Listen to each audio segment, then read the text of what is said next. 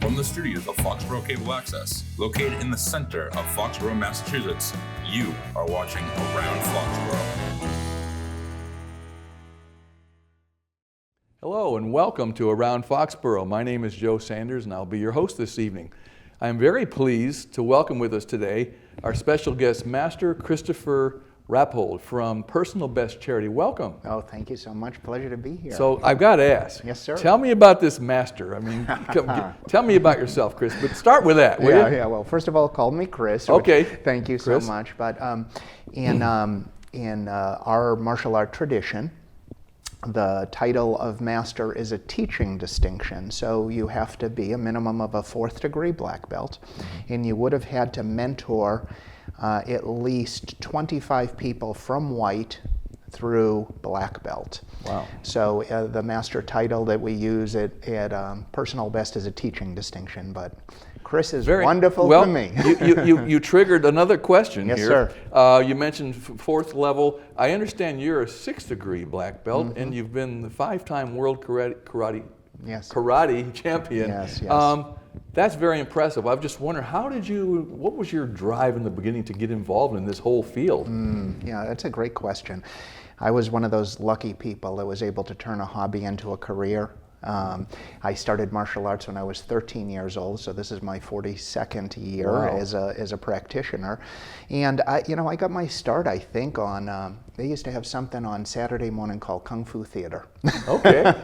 And I remember just being intrigued with the movement and the action. And then, of course, at that, in my generation, it was Bruce Lee and it was Chuck Norris. I always marveled at how they could conduct themselves in such a calm way, knowing that they were about to walk into adversity. So from a young age, the movements and the action was good for me, but I was intrigued, and I think it was installed in me that martial arts one day would be my way to bring that attribute to myself. So 42 years later, last year I was actually promoted to a 7th degree black belt.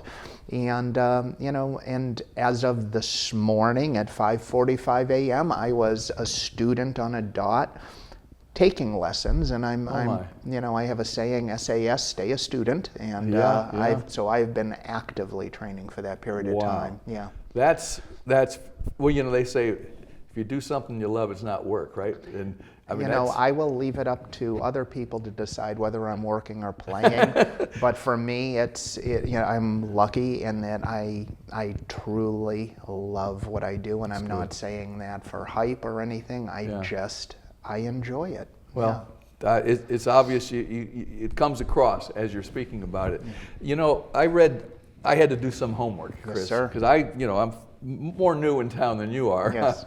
You've been here your whole life. I haven't. And I did do some looking in it. I didn't realize you're an author of 5 different books. Are there any more that weren't listed, or is it 5? Well, I'm working on a 6th now. Okay. The first book that I wrote was a bullying book. Okay. And it's called How to Handle the Bully at School, a Parent's Guide. There was a situation that happened out in South Hadley, Massachusetts, where a young 13-year-old girl took her own life. And it really gained national attention at the time. And I thought, bullying is 97% psychological. It's not physical. Yeah. So I thought, I have after mentoring children through that process for so many years at our locations, I thought, who better than me to do that? So I mentored under some of my colleagues, and we put together a curriculum. And I'm proud to say I've shared that with 33 public and private schools, continue to do it until to this day. All of the schools in the Foxborough school system, the Mansfield school system, the Norton school system, I've trained everybody from the principals, the parents, the students on down. And it's a simple methodology. We call it bullying when we're children, we call it conflict when we're older. But to ground people in good, solid, foundational truths of how we deal with conflict without having it have to escalate to some kind of physical violence, I think is just a great thing. So, I'm happy to be able to share that information. Coming up in October is National Bully Prevention Month. Oh, okay. And so, our schools will all be, taking initiatives to help to spread the word of, the approach. And, I think it's important work. It allows me to expand our influence out beyond the walls of our martial arts school. Yeah, well, I think that's fantastic, and I mean, let's face it, the timing couldn't be better. Yeah. I mean, with it being anti-bullying month, but it just seems tensions are high everywhere in our country, and I think this is a great thing, the whole diffusion of conflict. No, I think it is. Sometimes people, can judge children harshly, and I understand. I understand what they're saying, but if you look at some of the behaviors, I'm the biggest sports fan in the world, but unfortunately, when there's a lack of some kind of sportsmanship, that's what's going to make national headlines, and that's what gains people's attention. You look at the political climates, wherever you sit in your opinion, Democrat, Republican, Independent, whatever, the level of conduct sometimes isn't that best example. So, it's like, I wonder why and how children got this behavior. Yeah. So I think to address it as early as possible, to ground them in what is considered, respectful protocol, and how do we diffuse? How do we give a level of respect to somebody? We don't have to become enemies. We can agree to disagree agreeably, and I don't have to not like you, and you don't have to not like me. But to ground the children in that, teens, I think is just an important step. I would put it probably at a higher level than even the physical skills because of the use of it. It's something that you have to use every week of your life in some kind of human interaction, right? Yeah. Well, this just came to mind as you were saying this. When you think about diffusing situations and things, the funny thing is, I don't know if it's a stereotype about black belts, but you guys don't need to flaunt it. Yeah. You got the backing. You're trained, so you don't have to go out and be real tough talking. So as you mentioned, I've competed all over the world. I hold 5 world titles, and the world titles that I won were out of 80 countries. Wow. So it's the largest. It's the largest organizing body in the world for sport and martial arts.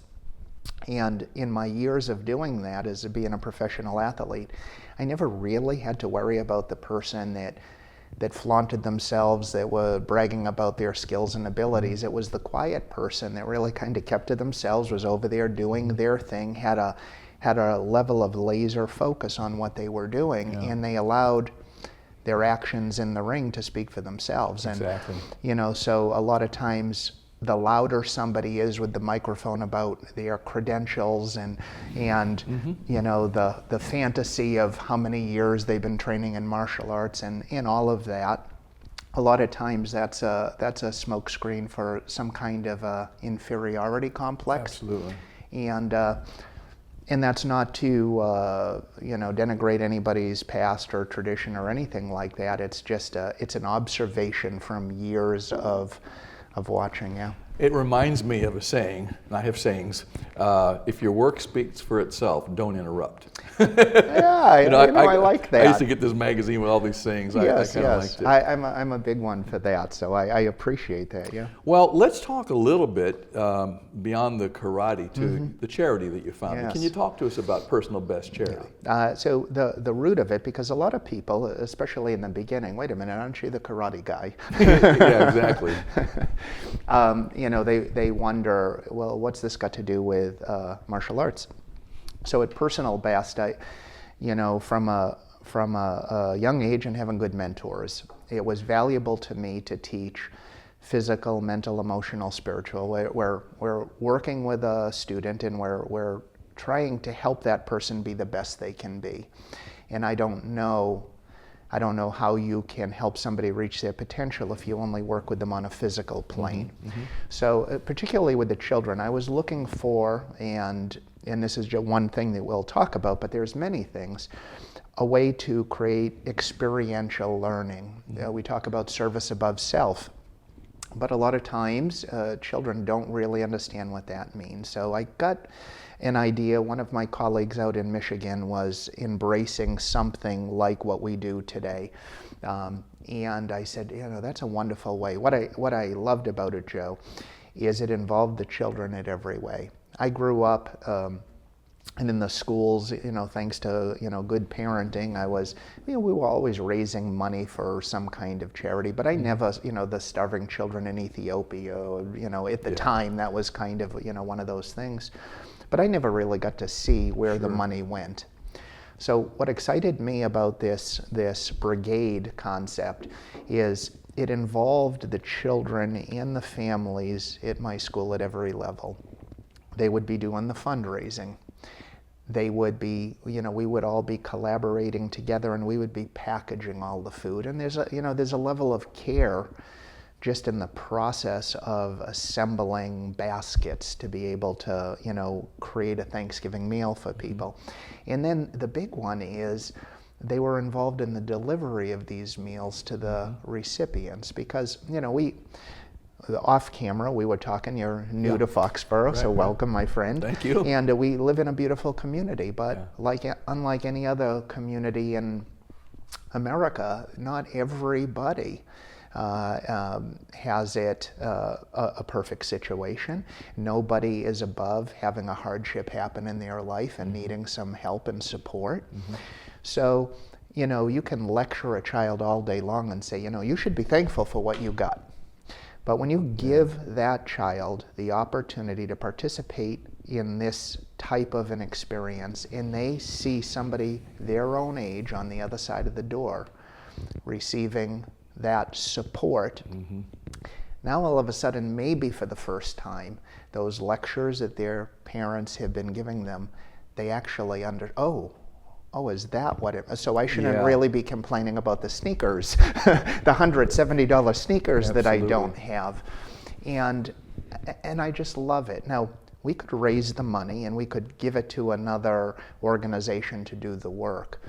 But I have a twofold mission, and our team has a twofold mission. One is we want to serve some of those most vulnerable in our society, but also, too, what we want to do is we want to teach the lessons. We want the experience of being involved in the three legs of our event to really have meaning and impact. And now this is our 29th year doing it.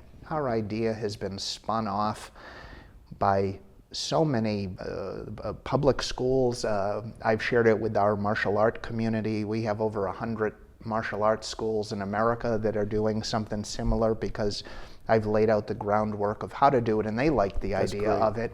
And it's inspired a lot of our students and now community members to create their own initiative, whether it's something like this or something different. So the legacy of the mission kind of lives on through the inspiration that it gives.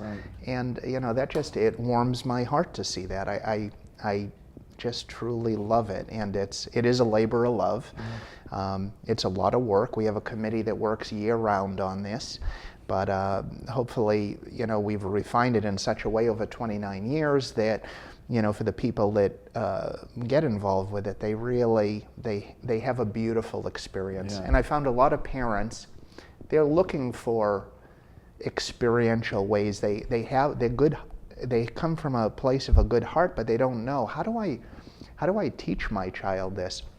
So this has expanded, with the numbers of families that we feed. This has expanded well beyond the walls of our martial arts school. We have football teams that the coach requires them to be involved in our Turkey Brigade. We have hockey teams, and we have Boy Scouts and Girl Scouts and cheerleaders, and we have public schools collecting canned goods for us. And it's a true community event, and that's what we love about it. That's fantastic. I'll tell you what another thing this reminds me of. I've done tons of leadership talks, and I'm working in the middle school now during the daytime, and kids growing up, what they don't know necessarily, but they need to know, is that leadership really isn't about being the boss. It's about serving those that you're working with. And I've told them, and I think this is true, when you're feeling down, yes, the best way to get out of it is to help someone else. That happens to be a good trait of a good leader. So yes, that's the same channel. So and this is what it appears you're building relationships. Yeah. That's and that empathy. It's one thing to have your mom and dad tell you something, but it's another to see the benefit without having to be told. Right? I think that's so important. And by the way, let me say, the next time you and I speak, hopefully I'm sitting over there and I'm interviewing you, because with your background, there truly is. There's a lot that we can learn from you. Your the things that we talked about off camera of being a 23-year service and being a lieutenant colonel. I mean, those type of experiences are real. And you make a good point, a little off topic here, but so many people confuse, well, I'm gonna buy my way into being a boss, and now I'm the figurehead, and that gives me leadership. And it's, as you know from the military, nothing could be further from the truth. It has nothing to do with title whatsoever. It's the way, it's your character, right? And by the way, though I'm talking about this, you and I and everybody listening to us, we're all a work in progress. Oh yeah. Right? You never arrive at this utopian place where everything and you're completely self-actualized, but hopefully we're all working in a way to be the best version of ourselves and to be able to share that kind of vibration with the people around us. Yeah, I agree. Well, you know what I'd like to do before we get too far along? I'd like to talk a little bit more. You mentioned the Turkey Brigade. Yes. Now there's also the Turkey Trot. Yes. Can you absolutely. kind of get into this a little bit? Well, let me say we're slowly. Do you remember Mazda? Yeah. Okay. You remember Mazda. Well, there was Mazda, and then there was Nissan, and then in the transition, you saw on the back of the car, Mazda Nissan. Yeah, right. And then slowly we dropped the Mazda, I think,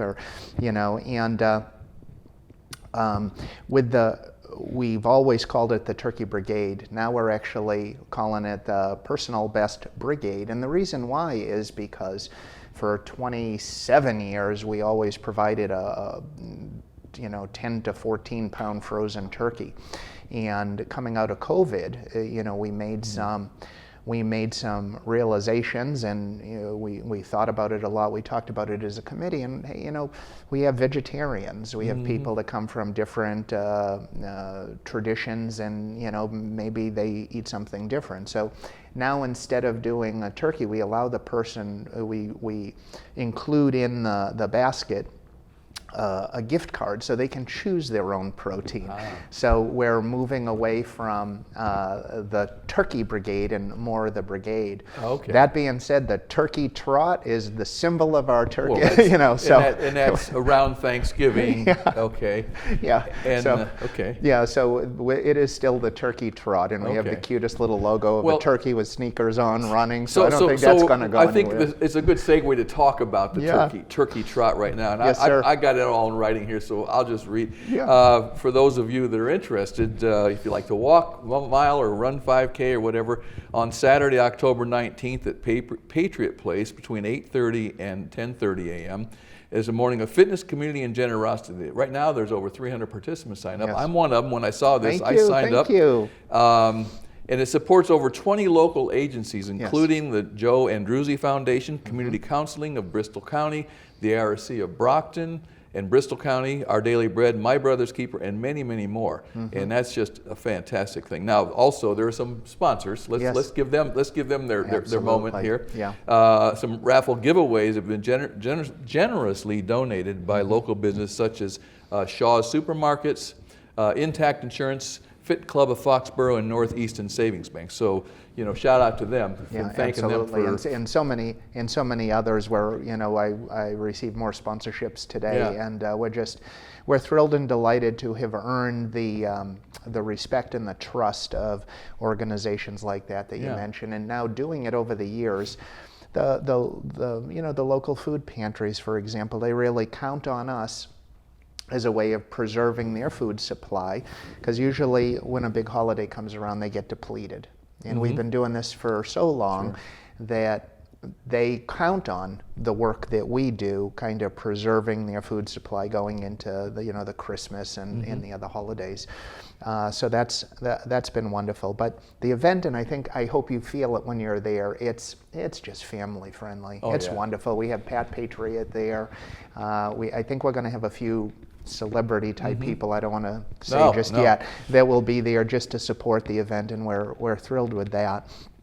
And it's a lot of parents, and families, they use this as almost kind of a way to kick off the holiday season. I can picture that. Yeah, and doing it for the right way, reminding their children, reminding themselves about, well, what does Thanksgiving really mean? And so it's wonderful. And the generosity of the businesses in our local communities is wonderful. Yeah. And again, we keep the contribution. I mean, we've gone, and you might not know this, I mean, we've gone out to Worcester, we've gone to Southern Rhode Island, we've gone, all over the past few years, we've really culled it down. So it's really the local communities that we're providing the support to, and they love that, and it's wonderful. You don't have to sell me on Foxborough. I love it here. Last year we had the Army-Navy game here, and I had my classmates come in over the weekend, and we went uptown, excuse me. Yes, sir. And they said, "This is like Bedford Falls." I said, "Yeah, I feel like Walter Bailey." Yeah, I mean, I love this here. Yeah, and it's so, I also want to point out, and shout out to Diana Griffin, at Patriot Place. She's been just so generous, and the Kraft family allowing us to have the turkey trot there. I mean, you couldn't ask for a better venue for such a nice event. Yeah. Well, so we've got that on the 19th of October, and Thanksgiving is 4 or 5 weeks after that. Yes. Now I thought, okay, well after that we prepare the meals. Yes. That's what I saw. There's a couple days there where I guess everybody gets together to put packages. Can you describe that a little bit? Absolutely. We have Foxborough Regional Charter School right down the way. They have partnered with us over the past 4 or 5 years, and they're a wonderful partner, lending us their school and their gymnasium to be able to create this event. We have 2 events, the Saturday and Sunday before Thanksgiving.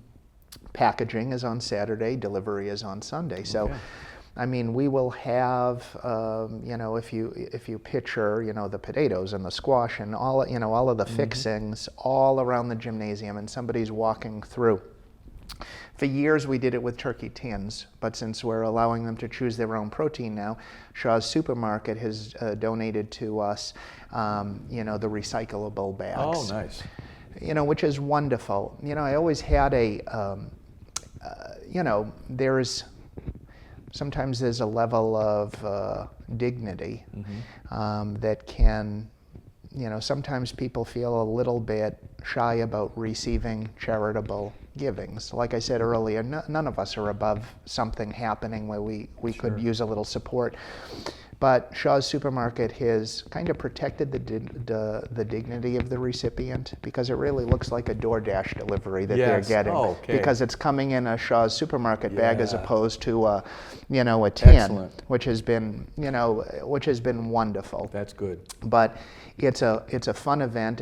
We have holiday music playing, and again, we have the Patriot cheerleaders that are there, and it's a wonderful event, and everybody can participate. The children as young as 3 or 4 years old, through grandparents, they come and they walk through what we've created. They fill up their bags, and we're filling over 2,000 bags, so it takes a couple hours, but we have hundreds of people come out to help and support, and you just continue to go through the line and until everything's done. So it's there's a lot of picture taking, there's a lot of just good celebration. It's all goodwill. I mean, that's what I see.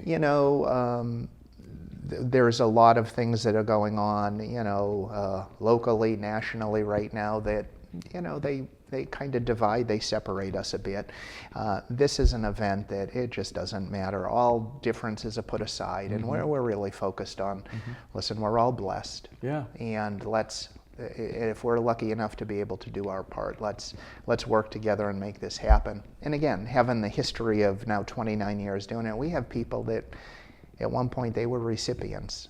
Sure. And out of appreciation for having that support shown to them, they have helped us every year since. Yeah. So there's a familiarity with people and relationships that are built. So, like I said, it's far beyond the walls of personal best karate, and it's really just a good feeling community event. Well, I want to thank you. When I read about this, I said, I've got to get involved. I mean, that was wonderful to read. Now I've met you, and I feel really good about it. Very kind. We only got a minute or two left. Sure. Do you have anything else you'd like to talk about, or anything you want to summarize or emphasize for us? I think it's just I want to provide the invitation really to somebody that maybe hasn't been involved in the process of what we do. October 19th is the Turkey Trot, and we would love for whatever level of involvement they would like to have, either running or coming down and just supporting it and being part of it. By the way, you mentioned that. They can register, I'll say it, not the whole website, but it's pbccharity.org. You go there, you can register for the Turkey Trot. Yes, and it's actually it's an organization, and we'll kind of overlay it. It's a Race Wire. Right. And that's the place that you go to register for that. Okay. It's a $30 registration, and we ask. It takes about $25 at the volume that we do to be able to provide a Thanksgiving meal. So we ask on top of the registration, which covers the shirt and the medals and all of that, we ask for a minimum contribution of $50. So if everybody can commit to feeding 2 families, it's wonderful. And everybody doing a little bit really gets the job done. So I think if people come out on October 19th at Patriot Place, they're really going to get a sense of the feel of it all. And if you haven't done it in a few years, please come on back. We'd love to see you. Oh. And then to be a part of the event on the Saturday and Sunday before Thanksgiving would be a thrill. Yeah. Great. Yeah. Well, Chris, thank you. This has been wonderful. I appreciate you giving us all this good information and a motivation to reach out and be a part of it. I think it's great.